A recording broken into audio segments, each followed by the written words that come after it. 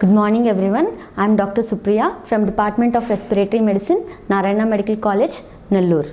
Every year, the World Tuberculosis Day commemorates on March 24th and it is targeted at raising public and political awareness against tuberculosis, a preventable and a treatable disease. The World Tuberculosis Day commemorates the day in 1982 when Professor Robert Koch announced his discovery for the microbial cause of TB, the Mycobacterium tuberculosis bacilli, which opened the gates for cure and diagnosis of TB.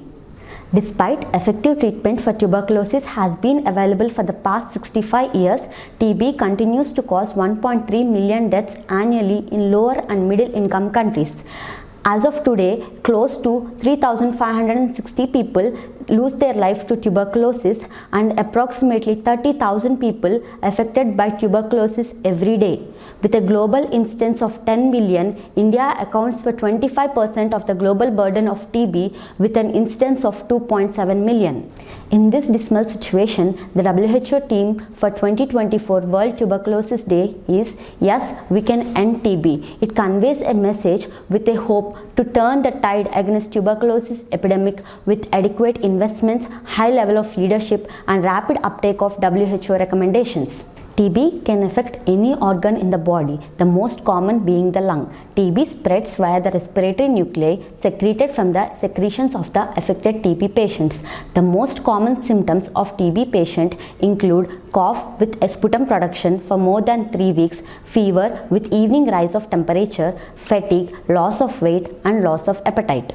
The recommended test for diagnosis of tuberculosis is sputum for CB-NAT. It is a rapid test and gives results within 2 hours. It not only helps in diagnosis of TB but also helps in identification of rifampicin resistance, an important drug in the treatment of tuberculosis. Other methods for diagnosis of TB include chest X-ray, sputum for microscopy and sputum for culture sensitivity testing. Once the diagnosis has been made by sputum for CB-NAT testing, the sample is sent for line probe assay and liquid culture drug sensitivity testing to identify resistance to other tubercular drugs. If no resistance has been identified, then the patient is a drug sensitive TB and the patient is started for treatment of 6 months with an intensive phase of 2 months and continuation phase of 4 months.